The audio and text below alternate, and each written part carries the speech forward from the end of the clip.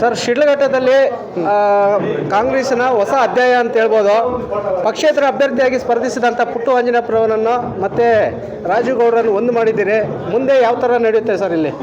ನೋಡಿ, ಈಗ ಯಾವುದೇ ಒಂದು ವ್ಯವಸ್ಥೆಯಲ್ಲಿ ಅಥವಾ ಪಕ್ಷದಲ್ಲಿ ಚುನಾವಣೆ ಸಂದರ್ಭದಲ್ಲಿ ವ್ಯತ್ಯಾಸಗಳು ಬರ್ತವೆ.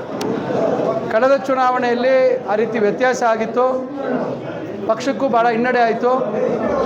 ಈಗ ಭೀಮಣ್ಣಪ್ಪನವರ ಒಂದು ನಾಯಕತ್ವದಲ್ಲಿ ಅವರಿಗೆ ಇವತ್ತು ಕಾಂಗ್ರೆಸ್ ಪಕ್ಷ ಉಪಾಧ್ಯಕ್ಷರು ಮಾಡಿದ್ದಾರೆ, ರಾಜ್ಯದ KPCC ಉಪಾಧ್ಯಕ್ಷರು ಮಾಡಿದ್ದಾರೆ. ಹಿಂದೇನೂ ಅವರು ಆ ಒಂದು ಜವಾಬ್ದಾರಿಯನ್ನು ನಿಭಾಯಿಸಿದರು. ಈಗ ಸಿದ್ದರಾಮಯ್ಯನವರ ಸರ್ಕಾರ ನುಡಿದಂತೆ ನಡೆದಿದೆ ಸರ್ಕಾರ. ಇಂಥ ಸಂದರ್ಭದಲ್ಲಿ ಇವತ್ತು ಲೋಕಸಭೆಗೆ ಅತಿ ಹೆಚ್ಚಿನ ಸಂಖ್ಯೆಯಲ್ಲಿ ಲೋಕಸಭಾ ಸದಸ್ಯರನ್ನು ಕಳಿಸ್ಕೊಡ್ತಕ್ಕಂಥದ್ದು ನಮ್ಮೆಲ್ಲರ ಜವಾಬ್ದಾರಿ.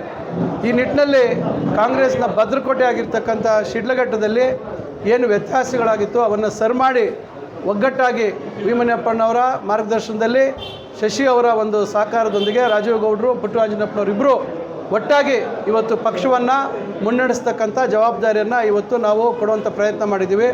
ನಾನು ಈ ಸಂದರ್ಭದಲ್ಲಿ ರಾಜೀವ್ ಗೌಡ್ರಿಗೂ, ವಿಶೇಷವಾಗಿ ರಾಜೀವ್ ಗೌಡ್ರಿಗೂ ಮತ್ತು ಪುಟ್ಟು ಆಂಜನೇಯಪ್ಪನವರಿಬ್ಬರಿಗೂ ನಾನು ನನ್ನ ಧನ್ಯವಾದಗಳು ತಿಳಿಸ್ತೀನಿ. ಯಾಕಂದರೆ ಚುನಾವಣೆ ಅಂದಮೇಲೆ ಭಾಳ ಒಂದು ದೊಡ್ಡ ಮಟ್ಟದಲ್ಲಿ ವ್ಯತ್ಯಾಸಗಳು ಇದ್ದೇ ಇರ್ತವೆ, ಪೈಪೋಟಿ ಇರ್ತದೆ. ಅದನ್ನೆಲ್ಲ ಇವತ್ತು ಪಕ್ಷಕ್ಕಾಗಿ ಅವರು ಇವತ್ತು ಅದನ್ನು ಪಕ್ಕಕ್ಕಿಟ್ಟು ಇವತ್ತು ದೊಡ್ಡ ಮನಸ್ಸು ಮಾಡಿದ್ದಾರೆ. ನಾನು ಪಕ್ಷದ ಪರವಾಗಿ, ಯಾಕಂದರೆ ಪಕ್ಷ ಇದ್ದರೆ ನಾವೆಲ್ಲ ಶಾಸಕರು ಆಗ್ತೀವಿ, ಮಂತ್ರಿಗಳಾಗ್ತೀವಿ.